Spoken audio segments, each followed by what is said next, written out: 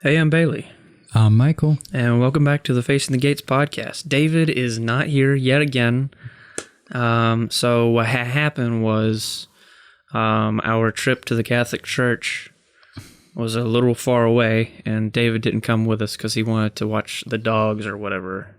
Certainly not that he would burst into flames by being in a Catholic church. That's definitely not the reason. So he hasn't burst into flames yet. And yeah, but we didn't go to any, there weren't any holy water at any of the other churches that we've gone to. So yeah, but he could boil if we flung some, or if imagine if a tiny drip of holy water got on him, he would begin to melt like a vampire or something. I don't think that's how it works. Any of it works. Yeah, so we didn't invite David to talk with us today because he didn't go to the service. So. And he's asleep with all the dogs, so. That too. Yeah, but he'll be here next time, maybe, when we go to the Orthodox Church. Yeah. Yeah. One of the, I don't remember what order this is coming out in, so he'll be in one of them. You'll catch him. Anyway, we're here to talk about our first time going to a Catholic Mass at Our Lady of the Rosary. In wonderful Greenville, South Carolina. Yeah, so I guess I think it's fair to say out of the gate that this church thus far, and probably out of all the churches that we have gone to or will go to, wins the architecture review. Oh my God. Yes, it's gorgeous. It is it's a very big cathedral-esque church. When we went in and met Father Dwight yesterday, he gave us a tour. They have like a lower church for the smaller services during the week, and they have the cathedral upstairs. High church. Right. So just walking in, you have the narthex. Is that the foyer? The fancy word for yeah, it's the narthex. The entrance into right. There's a couple. I think there's a statue of Jesus on the right and a statue of Mary on the left, I think.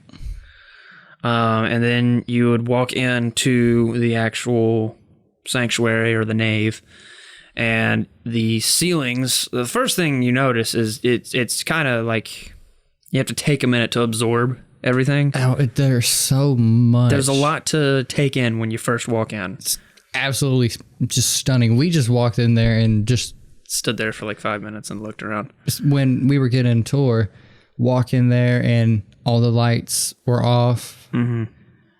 And the first thing that caught my eye was the kind of building structure in which the proceedings would happen. Mm-hmm. And obviously where the candles are, the Jesus on the cross, and then underneath it is where the communion bread is. Yeah, the altar. Yep. And just all the natural sunlight just lighting that up. And it's done to look like you're looking towards the sky, because the whole back wall is a nice sky blue. Mm-hmm. Not too light, not too dark. Yeah. And it's just awe-inspiring. Yeah, the first, one of the things that really captivated me was the massive sense of scale. And it's very indicative of Roman architecture, is they just like to make really big things with really, really high ceilings. Which I love. I absolutely adore those high ceilings. Yeah, I mean, it was really cool because it makes you feel small, but it also it creates a sense of awe, and like this is a place of great importance, basically. And it felt extremely serene, even just looking towards the front. It was just like, wow. Yeah. This is something that has purpose. Yeah. And this church was only built like 5 years ago. So you could easily have fooled any of us and said it was built older, because it seems like they really took the care to do it proper. Yeah. And all the stained glass was took in from an old church up in I think he said Pennsylvania. Up in the northeast of America. Massachusetts. Somewhere around there. Yeah. And it was just gorgeous. And then once you got past the stained glass, there's, I can't remember the material, but... You're talking about in the transept on the sides? Yes. He said it was something, he said they used to make it, I forget the material too, but they used to make that window out of a certain type of material, but it was too expensive, so they bought a knockoff version, and it looks the same, basically. Yeah. But it kind of creates like that golden halo or golden light. That translucent yellow. Yeah. Just really adds to the ambiance of it. Mm-hmm. And when you look to your left or your right, you'll see depictions of Christ on the cross moving. Yeah, it's kind of like it tells the story of the Gospels as you go around the room. There's different icons on the wall and various artwork kind of depicting that kind of thing. You also have the baptismal font in the very back, and then you have your pews, of course, your middle aisle, and then on the sides you have archways that are really tall, and then you have another archway above your head, kind of where the ceiling kind of curves, and behind you, above the narthex, is the organ, which is massive. Yeah, and it sounds really cool too. Yes. And then you have the rosary. Mm-hmm, right. Yeah, because they have the rosary. I think it's around the baptismal font. Yes. And then there is it's just on the ground that there's a little painting of the rosary, kind of. And then above the organ, there's the round window, which is another stained glass window. Yep. And it's just so much to take in. It's just so gorgeous. Yeah. If you guys are interested, look up Our Lady of the Rosary in Greenville, South Carolina. Look it up on like Google Maps or something, and you'll see a picture. It doesn't give you the full experience of actually going in and having seen it, because I saw the pictures of it and it still didn't give me that sense of scale until I got in there, because you can only get so much from a photo. You can only capture so much height.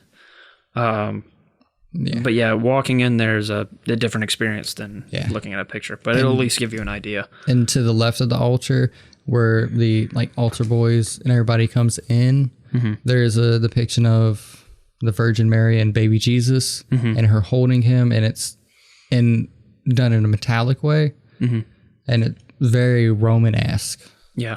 And once you get up to the altar, if you look up to the center of the kind of building, that the little building architecture they have towards the front is the altar. They have a few steps going up to the altar, and then they have the altar itself, and then they have 4 columns around the altar leading up to this larger structure that is kind of like the sky. It's like a painting of the night sky type thing. And keep in mind, everything you see is massive. So it has this sense of height and scale and importance when you're looking at it. He kind of described that around it were the 4 angels.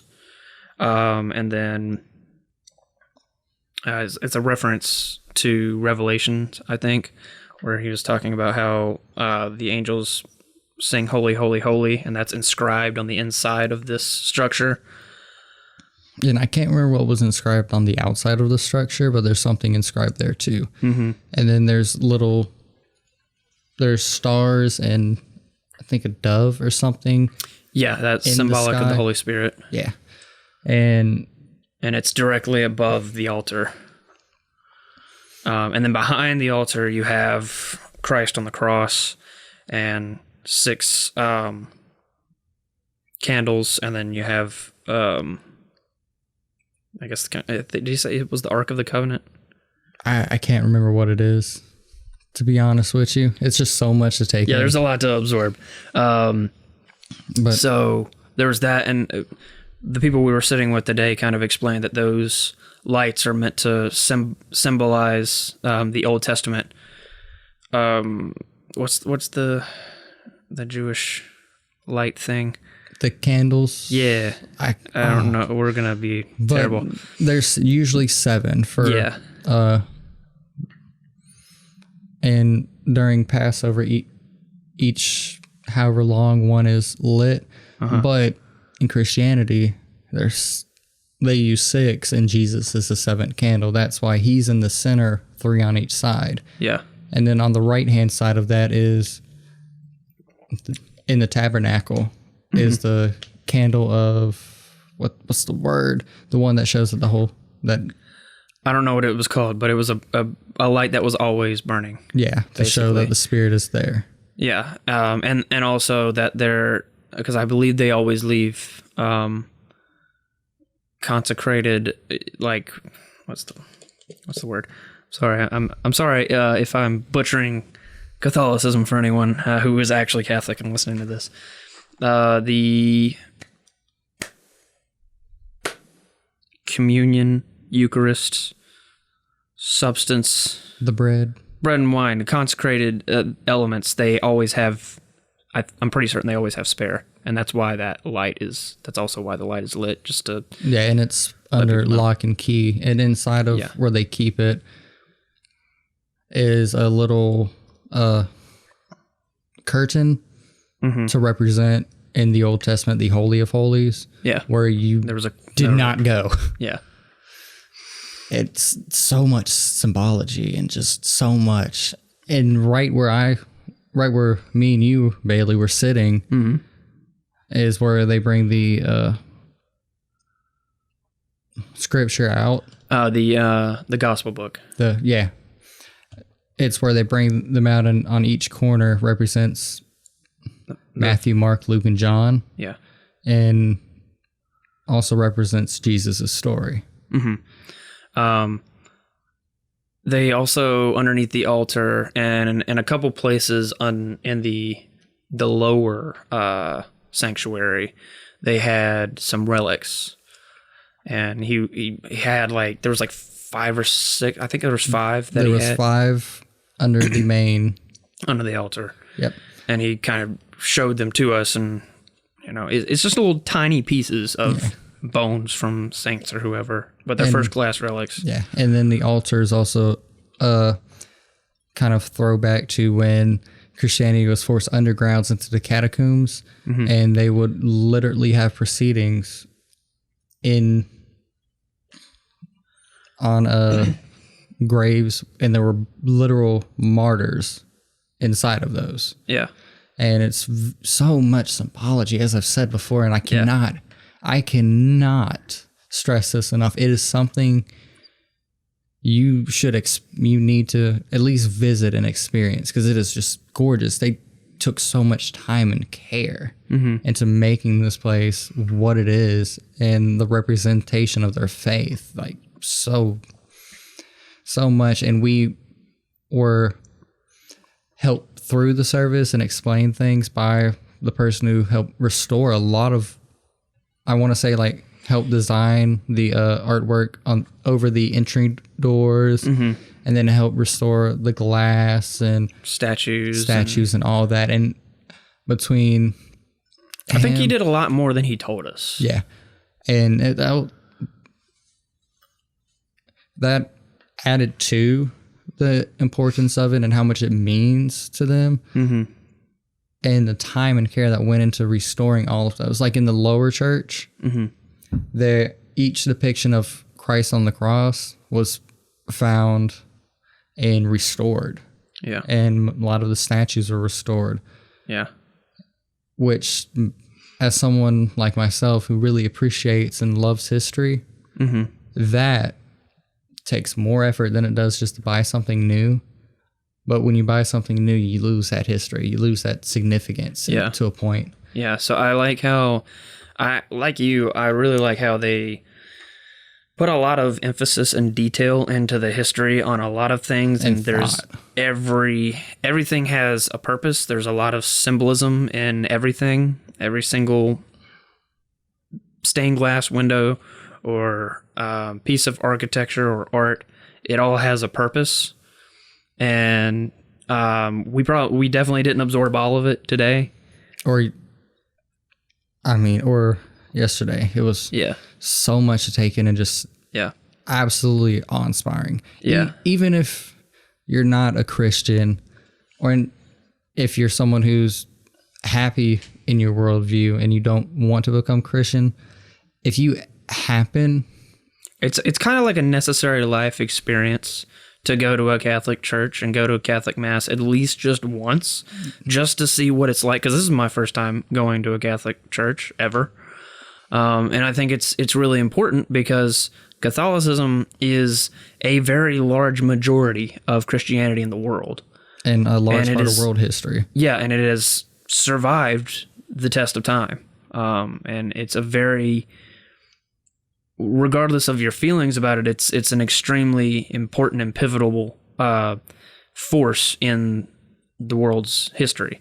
Yeah. And I think it's important for people to kind of at least experience it and learn from it. Yeah. And even if you don't take anything away from the service, you can take something away if you appreciate art, history, architecture, ceremonies, traditional music. Yeah.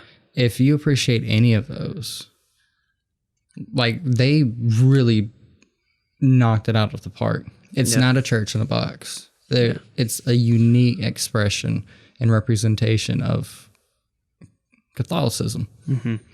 So, being that we're talking about the architecture and stuff, this is one of the churches that one thing that is kind of, I guess, well known about Catholic art is that they have very realistic depictions of Jesus, of Mary, and the saints. What is your opinion on the realistic architecture style?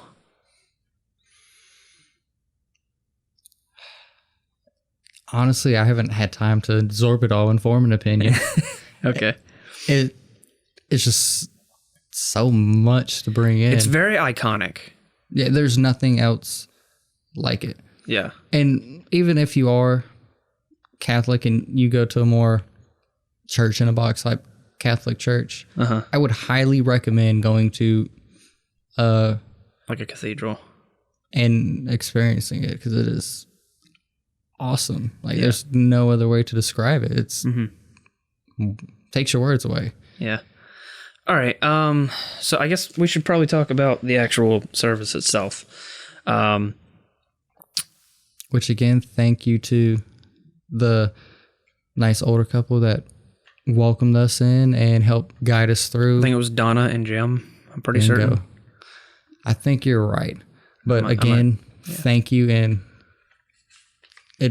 it was very nice, and your conversation was also very nice after the service. Yeah, it helped us digest a lot of it. And also, surprisingly, the service wasn't too difficult to follow along, because they do have a bulletin, and that has most of what happens in there. Now, granted, there's like certain moments where people are kneeling and making the sign of the cross and stuff like that, you know, you're not going to pick up on your first time, and it's going to take some, if you want to become Catholic, it's going to take a little while to get used to that. But we were told ahead of time of that, in that don't worry about it. Yeah. So it was cool that because everybody knew what they were doing, but we weren't really judged for not knowing what we're doing, because, you know, and you can't expect people who have never gone to Catholic church to know what's going on. Yeah, and for everything. During certain times of it, you could, something that was told later that I figured, you can watch the altar boys and what they are doing and where they are looking, and that can kind of help you figure out what's going on. And I take cues from them. Yeah, and also there's a lot of people who might have been their first service too that were in the same boat as us, and so that's kind of welcoming. Yeah, and makes, in a group like that, makes you feel like, oh, it's okay. I don't know what's going on. They don't know, but we're all in this together. Yeah, and no one was staring at us during any part of it, which in a more modern church, you'd get stared at because the point of a lot of those services is the self, whereas this seemed greater than thyself. Yeah. So starting out, because I asked Father Dwight yesterday, I know what kind of mass it was. It was a Novus Ordo mass with a lot of the more traditional elements kind of mixed in. So hopefully I'll get brownie points for the Catholics for knowing that. But anyway, I've never, like I said, I've never been to Mass before, so I don't know a ton of the distinctions and differences between the Novus Ordo Mass and the Latin Mass, and I know it's like Vatican II can controversial, and I'm not going to get into that discussion because I don't know enough about it. All I can say is that I'm a passive observer, and this is the kind of Mass we went to. So, they started the service out with, I believe it's the procession, where the altar boys bring in the cross, and, you know, have the big organ playing. The organ was really cool. Yes, it absolutely it sounds so big, and the way the church is built, the way the organ fills the acoustics of the room. Yeah, it goes like up and out. Yeah. Instead of straight at you. Yeah. So it creates a really cool sonic effect. Yeah, it's impactful but not distorting. Yeah. So they brought up the cross, and then I think we sang a hymn. I'm gonna have to look at this bulletin and try and remember everything that happened, because there was a lot of things and I didn't. It's kind of like the Anglican Church, like you have to take some time to absorb it, and still haven't absorbed everything. But yeah, so we sang a couple hymns, and then they began the scripture reading. They started out with first Jeremiah, and then they had Jeremiah 23 1-6. Yeah, and then they did a psalm. They sang a psalm. They had the choir kind of sing 4 lines of a psalm, and then the congregation would respond, and then the choir would sing another 4 lines, and so on and so forth. The choir was really good. Yes, like I thought there was at least 3 times as many choirs. I was listening. I was like, my guess was 4, but there were 6 of them. But because I could tell that there wasn't like a whole lot of them. Yeah, but usually with a choir and where they're placed, you need a lot. Yeah. But they did a fantastic job, especially blending the voices together, harmonizing. So typically, I think they had like a main melody, and then they had a counter melody, and sometimes they brought in another counter melody. So I guess it was usually just 2 or 3 person per part, depending on the song, and they were really good. Yeah. Hats off to you guys. Y'all did. Yeah, I've been in some churches where, you know, you can have as many people as you want, and they're all tone deaf. Yeah. So it's really refreshing to have people in a position where they're expected to sing and they actually sing well. Especially young people. Yeah. Yeah, I mean, they were like, there was like a 6-year-old, I think, I don't know, roughly. Like she was really short, and it's like 6 to like mid-teens or so, I think, was roughly the ages of them. But yeah, then there was the second reading, which is from the Epistle of Ephesians, chapters 2, 13 to 18. And then they had this is my favorite part, where they brought out the gospel book. Yes. And then right beside. Yeah.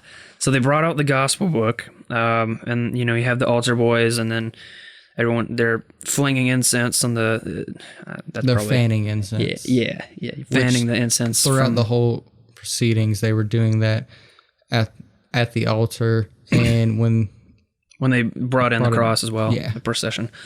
So they brought down the gospel book, and then the organ goes into like the lower register and hits like the lower notes along with the higher notes, and it creates a much bigger, like really cool sound, and it's like, this is important kind of thing. And so the priest is bringing the gospel book down, and as he's bringing it, though, you watch everybody turn to face the book. Yeah. And then he read from it. It was Mark chapter 6, verses 30 to 34. And then once he was done reading it, he kissed the book and then brought it back up to the altar. And then the priest gave his homily or sermon. And it was very informative. It was very, very... I think some of that stuff was covered in our interview. That's how type of informative it was. Yeah. And it really kind of ties in the knowledge that they want you to have. Yeah, yeah. And it was definitely... It was cool that it was kind of an educational type sermon as opposed to an emotionally charged sermon. So they had been doing a series on the Sacraments, and this one was focused on holy orders, which I knew of, but I was like, I didn't know, I guess, exactly what they were, but that's basically when a priest is ordained, that kind of thing, just kind of the positions of authority within the church, and passing that down to people is a sacrament. And why some can be married, because if they come into after they've already been married. Yeah. And it explains diogeny. What's the word? For like how you have regionals managers. Diocese, not Diogenes, diocese. Diogenes was an insane man. Diocese, that's the area. And it was really informative. Yeah, so basically he explained how, because this did tie into the interview, because Father Dwight was talking about how you have a priest, and then you have your bishop of the diocese, and then you have your archbishop of the, the archdioceses. And then you have your cardinals. Yep. And then you have the Pope. Yeah. So he kind of in the homily, he talked about basically, like Michael mentioned, why. What was the word he used? He explained the difference between a discipline and doctrine. So discipline can change, but doctrine cannot. And so he kind of talked about why certain priests are allowed to be married and certain priests are not. Because typically, like Michael said, if you're a convert to Catholicism and you're already married, then they're going to honor that and they're going to allow you to become a priest, but you can't become a bishop. And similarly, Eastern Catholics, according to Eastern Orthodox tradition, are allowed to be married. So if they come into the Catholic Church, they are also allowed to retain their marriage vows. But again, they're not allowed to become bishops. And then he talked about some of the more controversial stuff as well. And I like that he didn't shy away from it, such as women not being able to be ordained, the scandals, and sex scandals, and how that informs things. And that, again, tied into our interview yesterday. Yeah, and it's refreshing to see people not shy away. Sorry about that. Don't know what that was. But it's refreshing to see someone look at it on the inside and not shy away from it. Yeah. And yet also talk about it in the manner it needs to be talked about. Yeah. And this was one thing I've never known or understood. I guess I really haven't gotten too deep into it, but I never knew why women were not allowed to be ordained. And he explained that basically they believe that when Jesus instituted holy orders, which is when he chose the 12 disciples, he chose all men, and therefore the disciples continued that tradition. And he didn't demean women in any way. He's like, Jesus hung out with women and was very close to them. He just didn't ordain them to do this job specifically. So take it or leave it. That's at least an explanation of why that is. And that's something I didn't have before. And so I think it's a good thing to kind of understand where these traditions are coming from. And then after that, was there anything else you wanted to talk about on the... No. I was about to move on to the next thing. After that, the Nicene Creed was recited. Mm-hmm. And then the universal prayer. Mm-hmm. And then they had the offertory, where they passed a little basket around, and you passed it to, behind you and put your offering in it. And then there was a couple things that weren't in the bulletin here that happened, but basically it was preparation to receive the Eucharist. I don't remember all of the things that happened, so I'm just going to skip to what's on the bulletin. Yeah. There was the Sanctus, and that was a hymn sung in Latin, and to the left you have it in English. They have the Memorial Acclamation, the Lord's Prayer, and the Agnus Dei, which is also in Latin, but again, it has it in English on the left side. Yeah, and let me know, due to everyone knowing kind of the notes and everything, it was very easy to follow even in Latin, and very easy to pick up, because I've never spoken Latin a day in my life. Yeah. But I could follow along, and I could have sung if I felt appropriate. Yeah.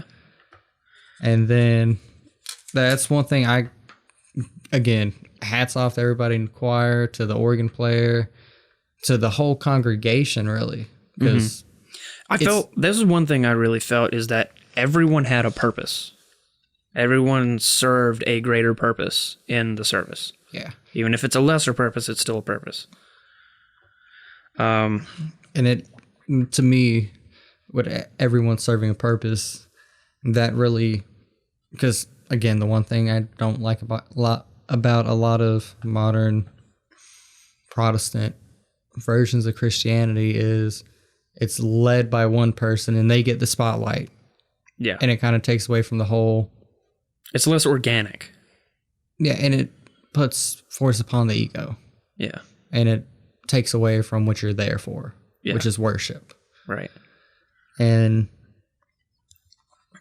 so then basically they had people come up for communion. They had, what were the altar guys called? Do they have a name? The altar guys. We'll call them that. Basically, they would let you know when to let your aisle go. Yeah. And they would have you kind of stand in line to receive communion. And you would walk up. Me and Michael walked up and made a kind of the sign across our chest. And there was a lot of people who did that, and that really, it made me feel more comfortable doing it, knowing I wasn't the only one. Yeah. So basically, anyone who is a visitor, or not Catholic. If you're not Catholic, also if you're not, there are certain situations where you're not permitted to partake in the Eucharist. If your priest is trying to get you to do something through repentance, or you have not prepared, or you don't feel worthy, then those are all valid reasons not to partake in it. Yeah, and because they take it very seriously that if you partake in the Eucharist unworthily, could be like a Holy of Holies type situation for you. Yeah, and there was no judgment for not partaking. You still received the blessing, and you followed suit back to your seat, just like everybody else. Yeah. And it was really nice to see it as a large community. Yeah. And being that there were that many people there, you would think that it would take a really long time for that, but it really didn't. No. It was really, because they had 2 lines, and it was really streamlined. Because they had 2 lines, they had 2 priests, it was really, I don't know, it didn't feel like it belabored the point. It didn't feel like you're standing around waiting forever, which I don't know if that's more indicative of how impatient I am, or... Well, I have been, back when I went to church as a young one, I've been in a community where it was like 30 minutes in there, and it was not even half the people. It's like, come on, guys. Oh, no. And let's get the body and blood, and let's get back to our seats. Yeah. So then they had the post-communion hymn, and then a prayer to St. Michael the Archangel. They had a couple announcements, and we were dismissed. And then we were dismissed. It was very...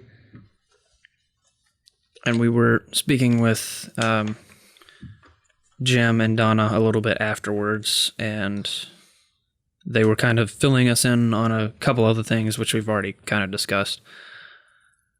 But yeah, and we met a couple other people. We met Father Dwight's wife, and I forget the other priest's name.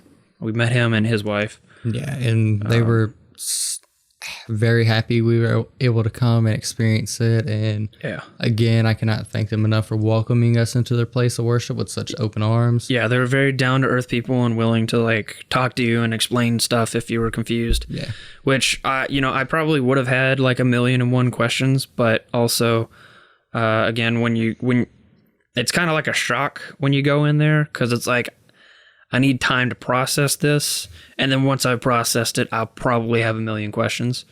Yeah. But I'm still kind of like processing everything. Me too. I'm still processing being shown around and shown all the relics and told the history behind these. And one thing I didn't mention in the lower church is along the walls where there is the Christ with the cross. Mm-hmm. The stained glass mirrors are of saints. Oh, no, not saints, martyrs. Yeah. And you can tell they're martyr by the palm leaf on the bottom.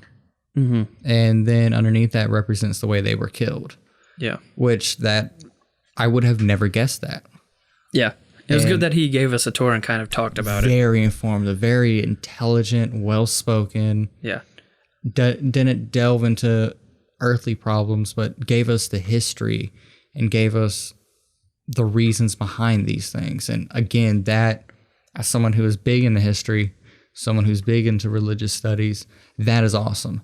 Yeah. That really helps bring home what it all means, because you can, for a lot of people, you can teach them theology, you can teach them all of that, but unless you put the real world sacrifices and the real world of how this all ties into it, from everything from the good, the bad, the ugly, and being honest and open about it, really shows me that you care about what you're preaching. You care about what you're bringing forth. Yeah. And it's a beautiful thing. Whether or not you believe in it doesn't matter. I still think this is something you need to you should experience, especially in the world where we're so divided and we're so stuck in our ways. Yeah.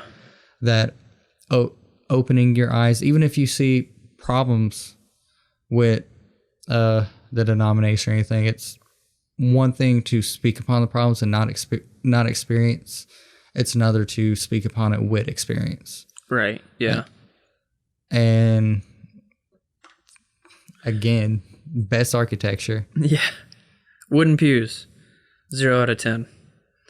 I'm just kidding. It wasn't too bad, actually. Surprisingly, they're not as bad as I remember as a kid. And also, we also weren't there too long. It was like an hour and a half or so. Yeah, but it still didn't feel that long to me. Mm-hmm. That's the thing about liturgies, is they kind of transcend time. Yeah, whereas listening to some sermons, it's like, can we get on with it? Yeah. Whereas this, it's constantly flowing, constantly moving. Yeah. One thing leads to another with purpose. Right. Yeah, it flowed really well. Yeah. Michael was able to wear his devil Satan cross, and nobody judged him. My saint's cross, sir. Yeah, I know. I'm just trolling you. And it was kind of refreshing because they understand like the historical context of that. Because for people who maybe haven't heard the earlier episodes, Michael has an upside down cross that he wears in reference to St. Peter. He didn't feel worthy to die like Jesus, so he was crucified upside down. Yeah, and a lot of people don't know that today because it's become a pop culture icon of Satanism. Which, when you look back into how that became a pop culture icon, it was very evangelical people, Bible thumpers, that made that a pop culture icon for Satanism. Yeah. And historically, though, it is a Christian symbol. For the saint of humility. And for people who are aware of history, that's how you can tell. Because if, people might have a different reaction. Now, some people do wear it because they think it's, edgy and Satanist. Yeah. But that's why most time I wear it tucked in my shirt. Yeah. Because it's a personal symbol. Yeah. And it's nice not to be judged upon the things I choose to do. Like, no one looked at me weird because of all my piercings. No one looked at you weird because of your tattoos. Mm-hmm. Hey, that's how the conversation of art was brought up. Yeah.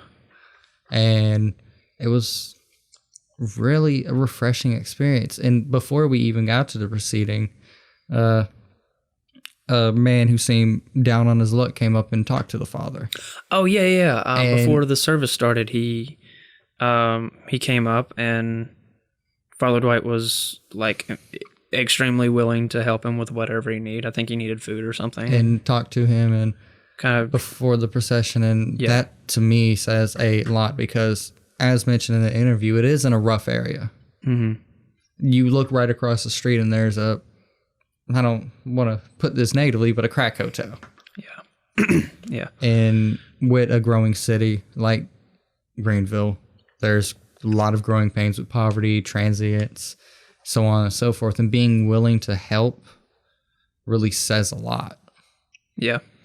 And putting your money where your mouth is kind of a big deal. Yeah, especially for someone like me who has a reason to distrust organization and distrust the human condition. Mm-hmm. Seeing that, and I've seen it in most of the churches we've been to, that they're not just talking the talk, they're doing their best to walk the walk. And that means a lot to me. Yeah. And seeing it in action in person really brings it home. And all in all, this was definitely worth us driving forever. Yeah, it was like a 2.5 hour drive. And it was longer on the way back. Because of course, it always is. We came to my house. Yeah. But if you guys happen to be in Greenville, seriously, go check out Our Lady of the Rosary. It's gorgeous. Yeah. Very much worth your time, your effort, and your thoughts. Do we want to talk about anything of the interview? Do we want to kind of dissect anything from there? I think everything was well said in the interview. There's not too much I really think we can dissect anymore. What about I'll ask off of my head, because I'm still processing a lot of it. But so I want to bring up a couple things about that actually. So, what did you think about his explanation of purgatory? And what do you? Because he did mention that it was a medieval development. Yeah, and it's not, in the Bible, but obviously Catholics aren't sola scriptura either. Yeah, that's something I would honestly have to sit here and think about, and because I don't have too much an opinion, because when it's brought forth in the way that it was explained, it makes sense. Yeah, but definitely. I also get that some people might have an issue with it, but I think to me, when I think of it, it creates a dynamic where you earn forgiveness. You're granted grace, but to get that grace, you also have to do something to earn it. Yeah. And that doesn't necessarily mean... And that ties in with him talking about how faith and works are not separate things. It's kind of the same thing. Because by not having some way... Because even asking for forgiveness is doing something. Admitting you're wrong is doing something. Whereas the once saved, always saved creates a problem where you don't have to. Yeah. Why? Yeah. And so, but purgatory is something I'm going to have to do a lot of thinking and a little more reading up on and kind of brush up on. Yeah, I don't have a problem in theory with purgatory. I understand why Catholics believe it, and it makes sense, and it checks out in that way. If you're coming at it with those set of assumptions, then it makes a lot of sense. I don't like the certain Catholic theologians that want to push it as basically another form of hell, and I don't, because that's entirely like Father Dwight said, that's entirely speculative. So that, and then the issue of mixing it with indulgences in its historical context, when these two things kind of came about, that was coupled together are very problematic. Yeah, in my eyes. But if you take purgatory on its own and kind of just handle that on its own, I get it. Yeah.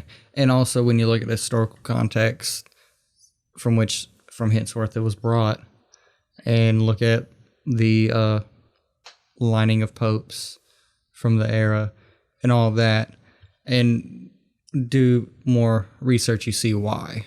Yeah. And that's what I need to do. I need to do a little more research, do a little more digging before I have a full, concise opinion on it. Yeah. Whereas now it's just the overview opinion. What about the structure and organization of the church, governance, and the Pope?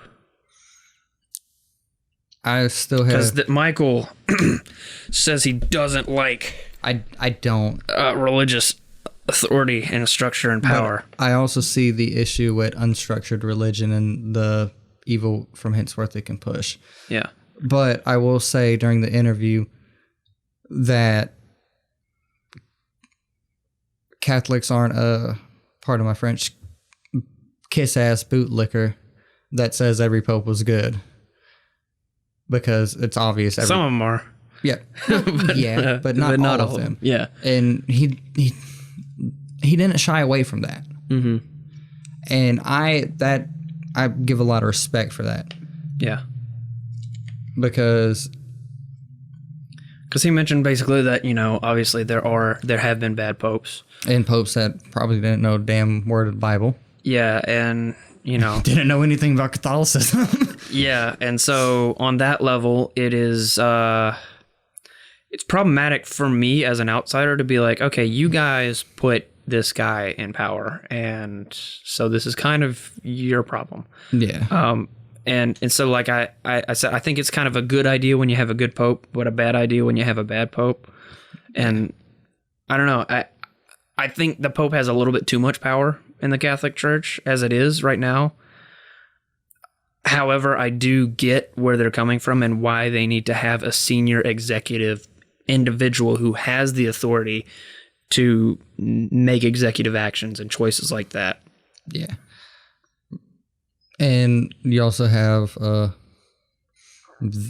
them to keep preachers from bending the word to their will. Yeah, it's a system of checks and balances, and that's, I think, something that's necessary. Yeah. There are some churches that don't have that, and you can tell. And one thing I've came to terms with as I've matured is that humans are naturally flawed. At the end of the day, no matter how much power you have, no matter how close to God you are, no matter how firm in your faith you are just mortal. Yeah. And every mortal will make mistakes. Yeah. And it's the acceptance of that where I still distrust most organizations like governments, religious organizations, things like that. But I've come to terms with that. And so you asked me this question 5 years ago, it'd be a lot different answer than it is now. Mm-hmm. Because I have seen the difference from church groups that don't have any organization versus churches that do have organization. It is a vast difference. And the difference I've seen has been keeping a lot of historical context, keeping a lot of the history alive, and the traditions. And not shying away when asked a question. Yeah. And not bullshitting. Yeah. And so take that as you may, take that as you will. Mm-hmm. It's still something that I will more than likely be doing a lot of thinking on, much like purgatory and all of that. But overall, it was a very positive experience. Yeah. Because it's one other thing before we wrap up about the interview. You said, because I know some people are weirded out by relics, because it's just, you have random, like, bones of dead people in your church now. Now, some people are weirded out by that, but you weren't. Yeah. It was just like, okay, cool. I mean, my mom wanted to be a mortician. I don't judge anyone for keeping their grandparents' ashes, keeping their dog's ashes. When you look historically, people have kept bones and things. I have things for my grandfather. Yeah. And so I don't look at that any differently than I do any of that. And anyone who's weirded out by relics, forget that museums have literally taken whole bodies from sites, like in Egypt. Yeah. Like ancient bodies found under permafrost. If relics are going to weird you out, that should also weird you out. Yeah. The fact that we embalm people and then put them in the ground to stay about like that for 20, 30 years should weird you out too. Yeah, true. I mean, the chicken in your fridge should weird you out. You got a dead animal in your fridge. That's fair. And plus, the first time I heard about it, it kind of weirded me out. But I was like, I mean, it was just kind of off-putting, but it wasn't like, okay, I'm never going to your church because you're just that weird. Like, it wasn't like it's not like a deal breaker thing for me. It's just a little foreign, I guess, because it's not something people do every day. Yeah, well, plus, again, this ties back to my story with the Native American church. There were still sprinkled ashes on a rock outside. They used ceremonial pieces made out of dead animals. Mm-hmm. They also kept ashes of lost members. Like, that didn't weird me out. It seemed very it keeps the history alive of that person, and it keeps their spirit moving forward, in my eyes. Yep. It can be a very respectful thing if done right. And the care and security of those relics, it's top notch. And the respect that they are given really is great too. That's why, to me, it's not like they're making a spectacle of it. Yeah, it's not a art museum. Yeah, of bodies. Yeah, and so if you have an issue with relic, you should have an issue with museums. Okay. Have you been to the Bodies Museum? I have not, but I have been. It's really gross. I've been to a bunch of museums in DC, the Smithsonian's, the Newseum, which is no longer. Basically, the Bodies there. Museum is like there's different areas of it that show different organs of the human body. Yeah. Like they have like the whole cardiovascular system. I don't know how they managed to extract a cardiovascular system from someone. Very carefully and precise. Yeah. I've seen that on the internet. And they've talked about they have like a smoker's lungs and a non-smoker's lungs, and like an alcoholic's liver and a non-alcoholic's liver, and different, basically just dissected, preserved parts of a human being. Yeah. So it's a little gross, but it's interesting at least. If done right and done with respect, it can be a very beautiful, very informative thing. Yeah. And that's how I look at relics. And no different in my eyes. And sometimes they're shown with more respect and more care. Yeah. Because they have been passed on for generations in some cases. All right. Well, Is there anything else we got to list off about it? Not really. Just, I'd say if you want the full experience, you got to go there. You need to make a trip to Greenville, South Carolina. 10 out of 10. It's very good. Very good. Yeah. So it was very enjoyable, informative, and serene experience. Yeah. So I just remembered the order of these episodes that are coming out. Next week, we're going to be interviewing an Orthodox priest. As I said. Yeah, like Michael said, because Michael remembers. Michael is good. For once, I remember. Yeah. So anyway, that's been about it. If you want to get in contact with us, you can email us at facingthegatespod@gmail.com. You can follow us on Facebook, Twitter, and Instagram at Facing the Gates. Also, give us a review, please. Yeah. Also, one thing, thank you for the book, Father Dwight. I'm definitely going to have to break into it and read it. Yeah, and I'm collecting a bunch of stuff from all the churches we've gone to. So yeah, I just wanted to give a thank you for the book. Yeah. And I just didn't want to leave that out because that's a very meaningful thing to me. Someone and he signed it. Yes. And addressed it. It's cool. Nice. So anyway, I think that's about it. You got anything else?